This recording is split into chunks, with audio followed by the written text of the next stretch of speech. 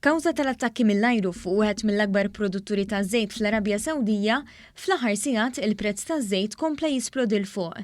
Dan qed iseħħ hekk kif dan ir-reġjun kien kostret iwaqqaf kompletament u b'mod indefinit il-produzzjoni taż-żejt li tammonta l-madwar 5% tal-produzzjoni dinjija.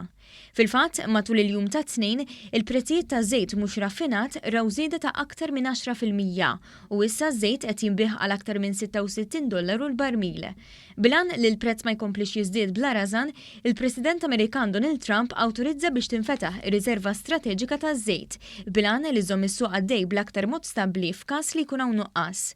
Permezz ta' tweet, Trump qal ukoll li ta' istruzzjonijiet lil numru ta' aġenziji biex iħaffu fil-ħruġ ta' permessi għal pipelines ta' żejt, dan bejn numru ta' stati Amerikani, fosthom f'Texas. Dan l-attakk bla preċedent fuq l-infrastruttura tal-Arabja Sawdija kompla jeżes relazzjonijiet bejn numru ta' pajjiżi, fosthom l-Istati Uniti u l-Iran.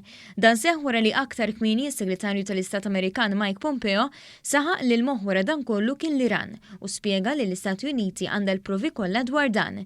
Fil-waqt li l-Iran baqa' jiġħad l-involviment tiegħu, grupp tal-militanti Houthi mill-Yemen ħa responsabilità, iżda l-Amerika baqgħet issostni li għandha biżżejjed provi, fosthom ritratti, li l-attakk ġie mill-Iran. Hawnhekk Trump għedet b'ritaljazzjoni meta fuq Twitter qal li l-Istati Uniti tinsab lesta biex tattakka. Dan il-grupp ta' militanti li għandu s-sosten tal-Iran ilu għal dawn l-aħħar 5 snin jiġġieled kontra koalizzjoni li l-gvern tal-Yemen għandu mal-Arabja Sawdija. Minnaħa tagħha, ir-Russja akkużat lill istati Uniti li qed taġġel meta timplika lill-Iran f'dan l-attakk.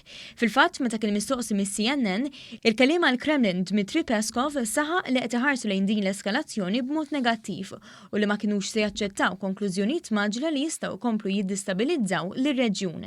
Intant, it-tnejn wara nofsinhar, rapporti fil-medja Iranjana bdew jgħidu li l-pajjiż kien għadu kif issekwestra tanker li kien qed iġorr mal-250,000 litru ta' fuel lejn l-Arabja Sawdija.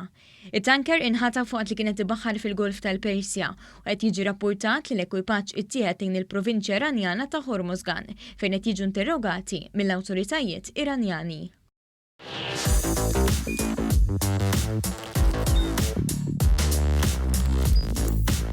Idħol fuq one.com.mt u hemmhekk tista' tara l-programmi kollha li jxandru fuq One permezz ta' One Play.